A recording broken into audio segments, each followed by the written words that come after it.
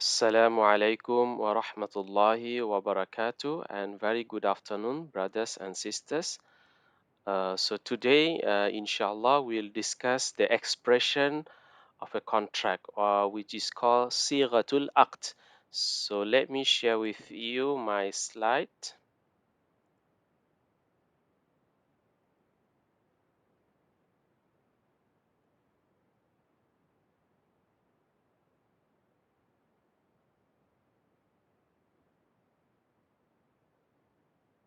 Okay.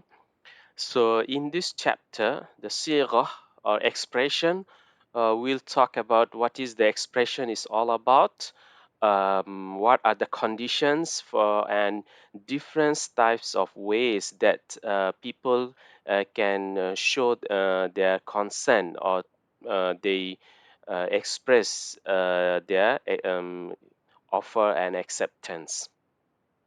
So first, so what is this sirah? Okay, the Arabic word is sirah, which is the translated as a form, or we can say the expression of a contract. Okay, so it is something that the buyer and seller, okay, that they express to show their consent, that they have agreed on this formation of the contract. So the essence, so this sirah or essence, so why is it necessary? Okay, so usually the sirah of the expression of the contract is the offer and acceptance.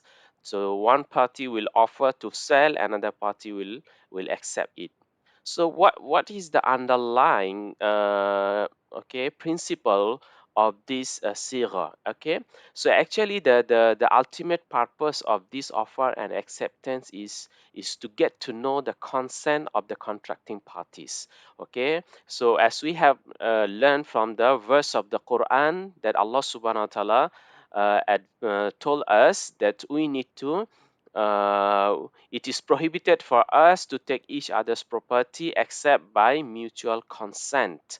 Okay, so how we know the consent of the other party is through the expression, through offer and acceptance. Once somebody expresses his willingness to sell or to buy, so it means that they have agreed, they have willingness, they are not selling it by force. Okay, so the pronouncement of ijab and qabul reveals the consent of the contracting parties.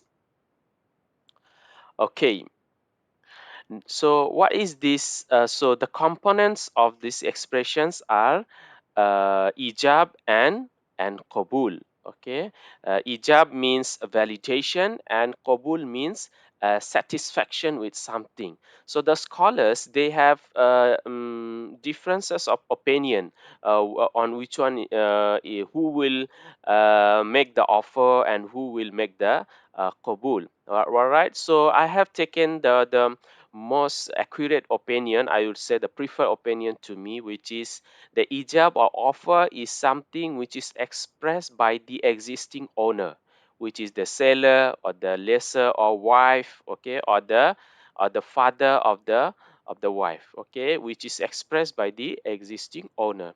And the Qabul or the acceptance which is expressed by the future owner of the contract, which is the buyer, the lessee, or the husband.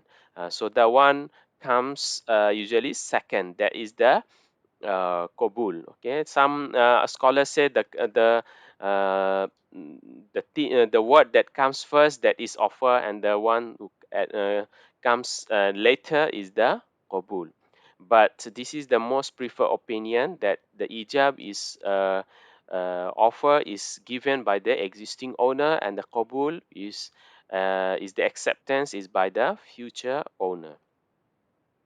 Okay.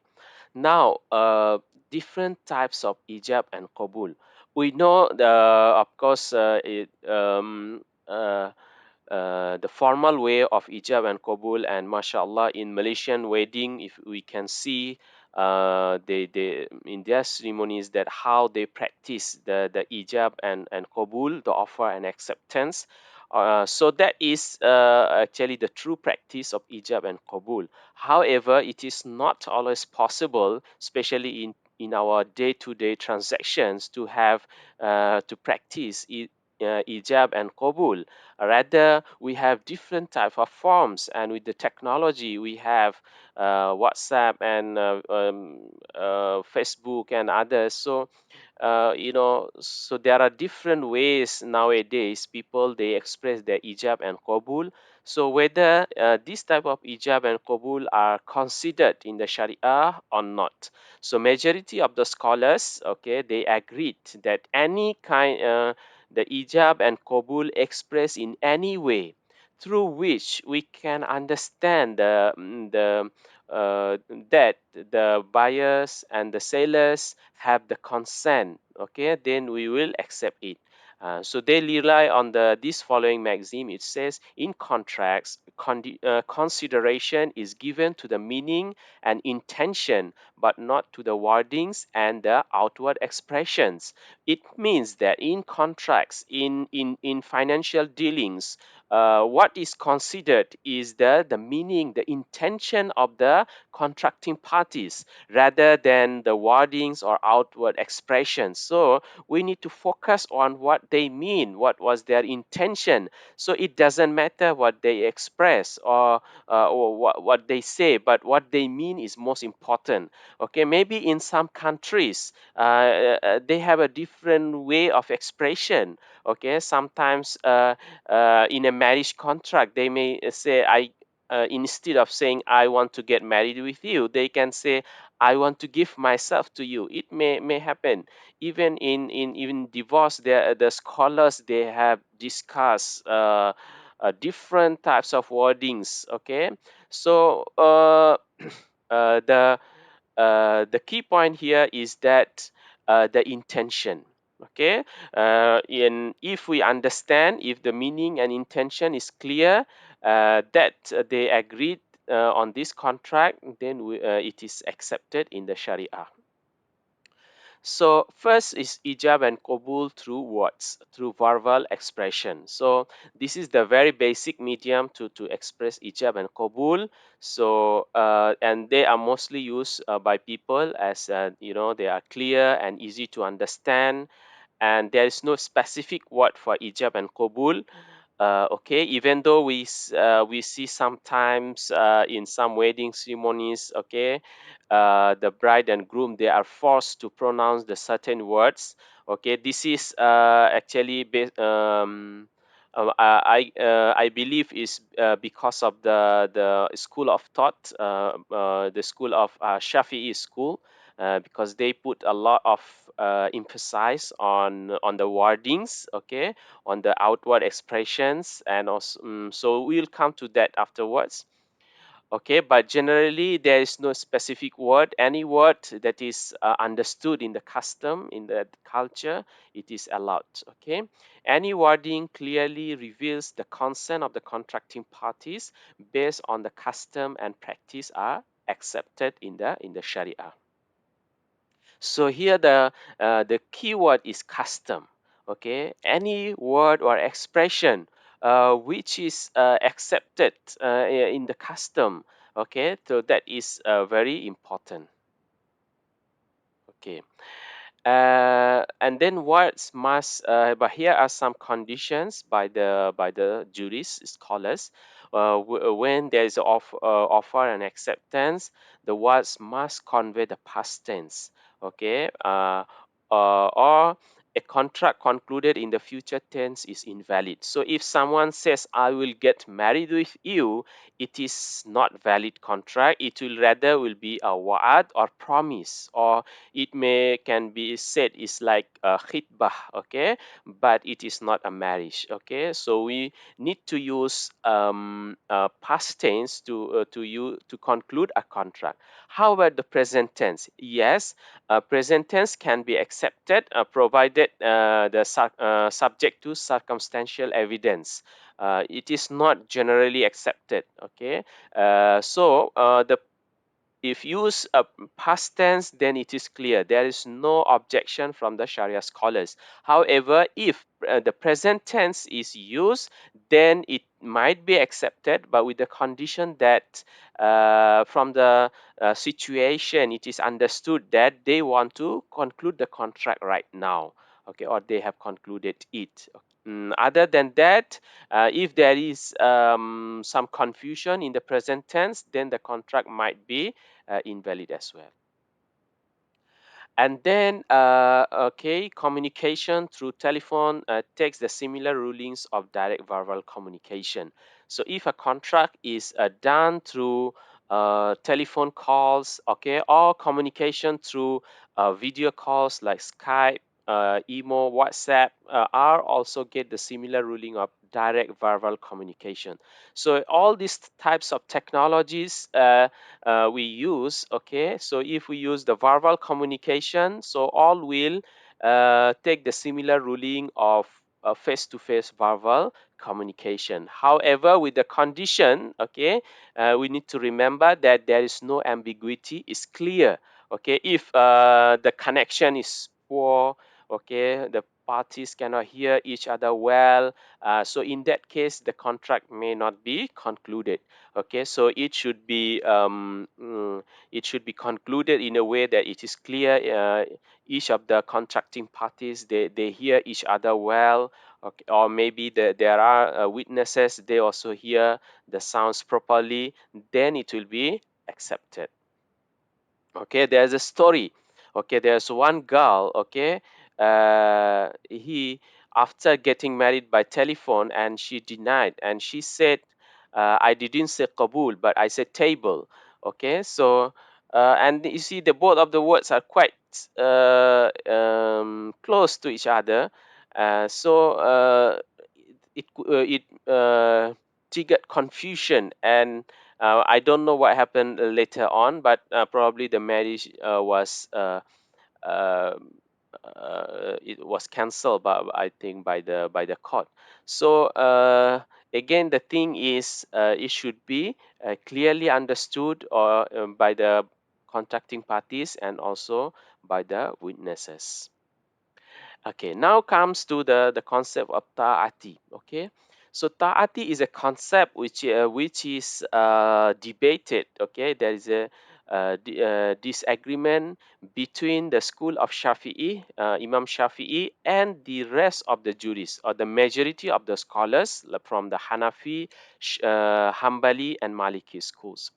So ta'ati is something where people do their transaction, they buy or sell without pronouncing the words I want to buy or sell. So that is called ta'ati. Or maybe there is offer, but the acceptance is not pronounced. Okay. So it happens in our day-to-day transaction. We go to shop, we ask how much is this? So the person will say, okay, this is 5 ringgit. So we just give the 5 ringgit. So with our action, it shows that we agreed, right? So majority of the scholars they allow it. However, there are some scholars, especially the Shafi'i school of thought, did not allow it. Okay, so in our day-to-day transactions, like house rent, every uh, month we pay, online shopping. Okay, the Ta'ati concept is become so crucial when we discuss online shopping, where there is no pronouncement of ijab and qabul. It is just click. If I agree, I click. I do not say okay. I say I buy. No, it's just clicking. So whether they are allowed or not, let's see what the scholar said. So the majority of the scholars from Hanafi, Maliki, and Hanbali, they said that uh, ijab, the pronouncement of the offer and acceptance is not important. The consent, okay, the consent is the only requirement in contract from Sharia perspective. So here the keyword is consent. So if any way or any okay, through let's say online, through online transaction, if we just understand, okay, that this is they agreed, so it is fine. So the key word here is consent is important. So if through click we understand that he is agreed and he has consent, so it is allowed. So it is necessary to refer to the uruf, the custom. So it is the custom, the online business, the custom is there. So the scholars, they agreed. Okay, if we go to pasar malam and there are a lot of things, there are, they just put, okay, durian 25 ringgit and this. So we just go and say, oh, I want 1 kilo durian, and then the person gives and I pay. Okay, so if I want to say, okay, I want to buy 5 kg of durian with this, and then the seller has to say, okay, I accept it, for example, or the seller will say he wants to sell, and I say I accept it, and then there are hundreds of buyers. So what will happen? Okay, the seller probably will die because he is exhausted. And then these scholars, they argue that no narration reported from the Prophet sallallahu alaihi wasallam and his companions on the pronouncement of ijab and qabul in ordinary transactions. There is no hadith or in the Quran that said that we need to pronounce, we need to tell, okay, I accept or I sell. Rather, the Quran said about the consent only. So based on that, the majority of the scholars conclude if the buyers and sellers okay, they agreed and we can understood it from the custom, then it is allowed. They don't have to pronounce. However, okay, the Shafi'i school they disagree, especially Imam Shafi'i, because according to Mazhab Shafi'i, they more focus on the outward expressions.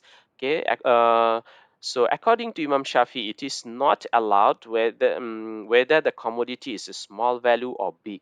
Okay, whether even a small transaction of if you just buy a pencil of 2 ringgit or you buy a house of 1 million, it is the same, according to him. It is necessary to pronounce, he said. It is necessary to pronounce either the explicit or implicit, either sarih or kinayah. Either you directly use the clear wording or implicit, where you is we call kinaya or majas, where you use a word but that means another thing. So that is the either directly or indirectly you mean something. So you need to pronounce. Okay. So what was the reason for this? So he argues this is because the intention of the buyer or seller cannot be known except by the pronouncement of ijab and qabul. So according to him, somebody's consent is a hidden matter. We cannot know people's heart, what is inside their heart. So we know this only through ijab and qabul. Once they pronounce ijab and qabul, then we know it. If they do not pronounce, we do not know what is inside their hearts. Okay, and then there are a group of scholars. There are from few Shafi'i scholars, or the latter. They try to bridge between the Shafi'i and the majority of the scholars. They say that ta'ati, okay, or transaction without the pronouncement of ijab and qabul is accepted with the conditions. Okay, what are the conditions? One, the subject matter must be fixed. Okay, it means that the subject matter is already standardized. If we can see in online business, the subject matter is already well described, is there. Okay, it's already fixed, and there must be an intention. Okay, so there must be an intention by the buyer and seller, even though they do not pronounce. Means, and we can know that through the custom, through the platform. So it might be through clicking or through just just filling up one form, okay, or clicking I agree, something like that. Okay, there's an intention, and then the item must be of small value. So they said if the item is a small value, because it is a need, a necessity. If small items that we do, and we every time we have to pronounce, it will create mashaqqa or hardship on people.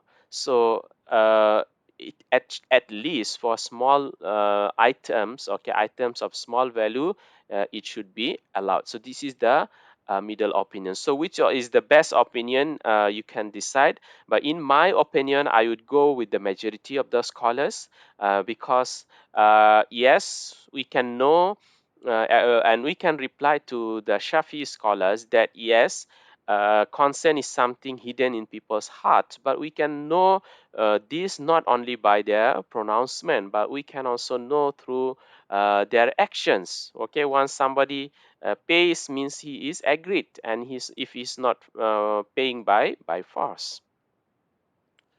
Okay, so how about ijab and qabul through writing? Is it allowed to execute ijab and offer an acceptance through writing?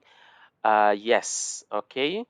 It is allowed by the majority of the juries, as the writing is similar to verbal communication. If somebody writes, I want to sell, if somebody writes a letter, I want to sell, and then the buyer replies, yes, I want to buy, so the contract is executed, is concluded. So presence of both parties is not required in the writing session.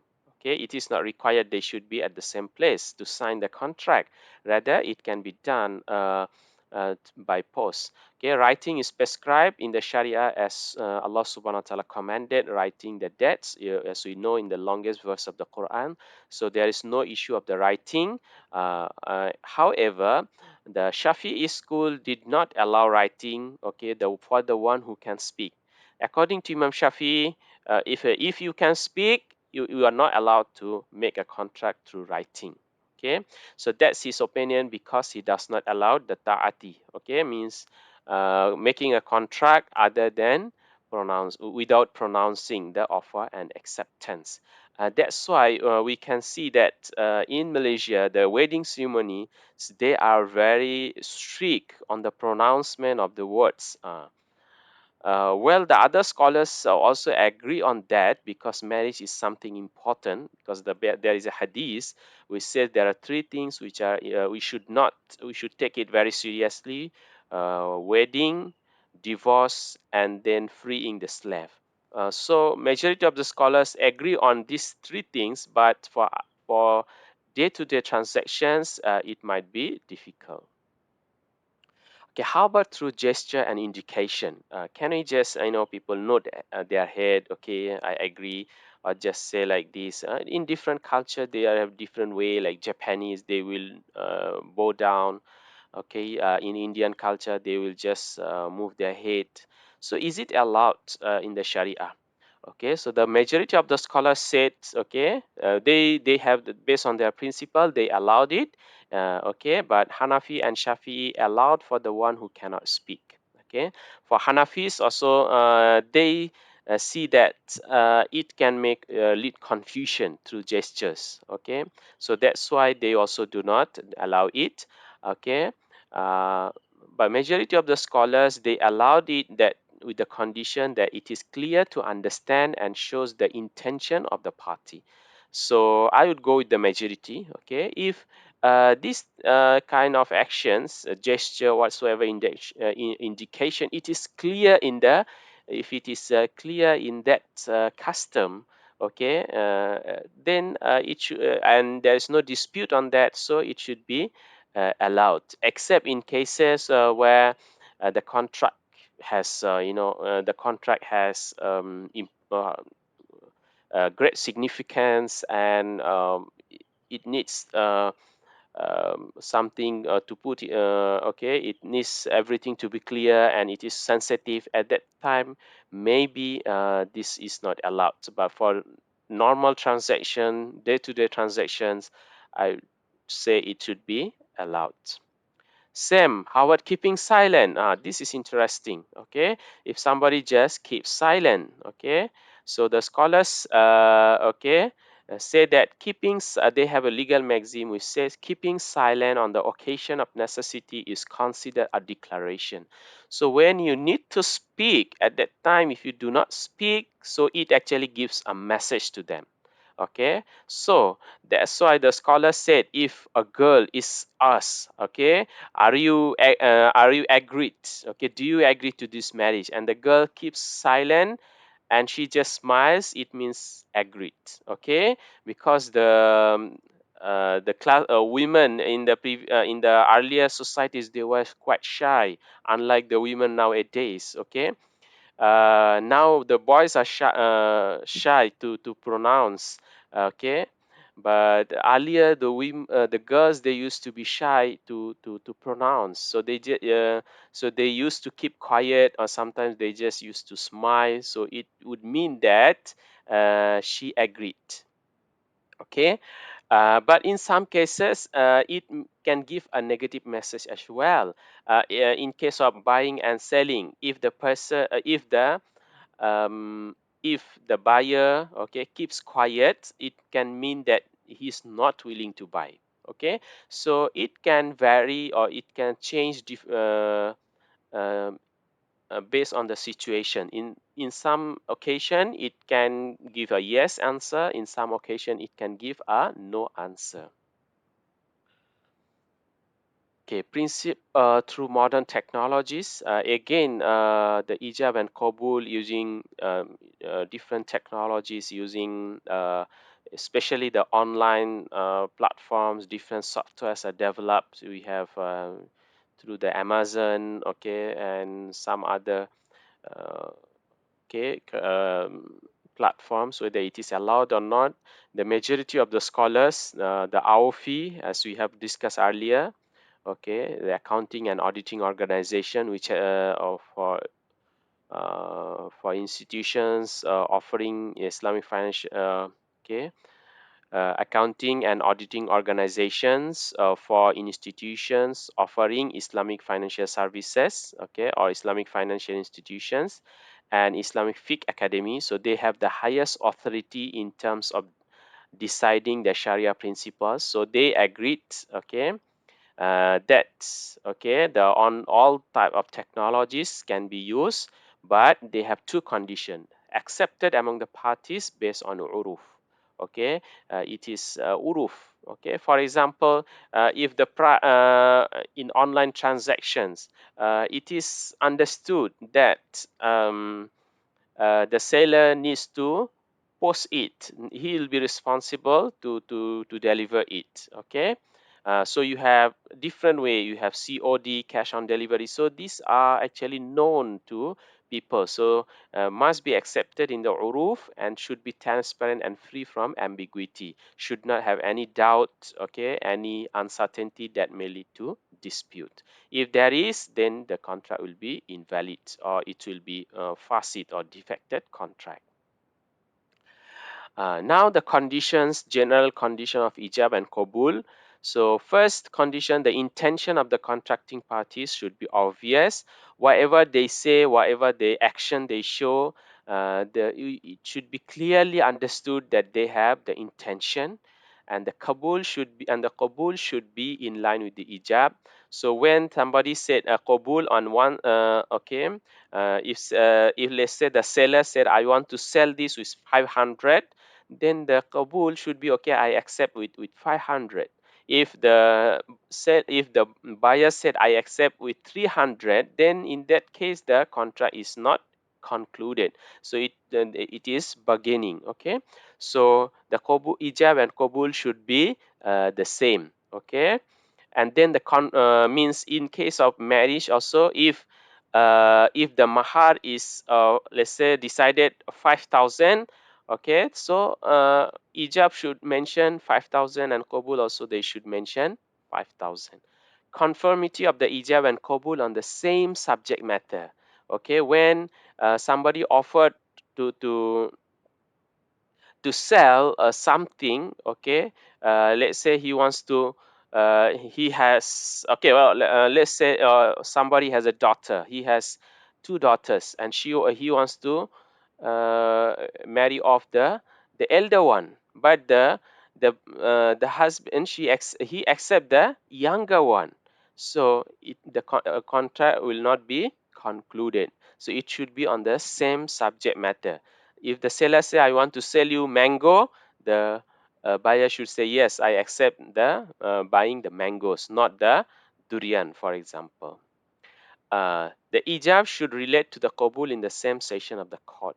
Okay, so there is something we call Majlisul Akad, okay, or the session of the ceremony, which is we can understand this when we see any wedding ceremony in Malaysia, where that is they have a Majlisul Akad. So the scholars they also consider this Majlisul Akad. Okay, it is very important. Okay, to cancel when we discuss canceling the contract as well. Okay, so according to the scholars, when somebody said the ijab offer, the qabul should be within the majlisul akad, within the same session. Okay, it should not be like I somebody said okay, I want to sell, and the person went back home after 1 week. He came back and he says he accepts. So that is not valid. Okay, according to them, it should be on the same subject matter. Okay, however, what is this Majlis al Akad, and okay, uh, and how it can be applied to online transactions, and so the scholars have differences of opinion on that. Okay, so according to the classical scholars, Majlisul Akad is the place where the contracting parties meet and bargain. It is a place where they meet and bargain, and according to the classical scholars, it's a physical place. Okay, now uh, so here there are two components. One is the place, and another one is the time. Okay, it's a place where they meet, and there is a it's a reasonable time. So now, if we look at the contemporary online transactions, do we have this kind of majlisul akad? We can say yes. We can take the principle of majlisul akad, and we can say online transaction also has a virtual majlisul akad. Okay, so for example, if you want to buy something, you have to log in, for example, and you have to be in that platform. So once you buy something, okay, so you accept, okay, you got an offer, and then whenever you in that platform, then at that time you say you accept. So that is your majlisul akad. Okay, so there should be a reasonable time. Okay, it cannot be offer is given now and then after a very long time you come and you accept. No. So yes, Majlisul Akad, the concept still can be applied in online transactions. Okay, but we need to see the situation, and we have to keep in mind the two principles: is the online platform, the place, and also time. Okay, there is a reasonable time to conduct the transactions. So that we can say that Majlisul Akad can still be virtually applied in the online transactions. So I think that's all on this topic. Thank you. Assalamu alaikum wa rahmatullahi wa barakatuh.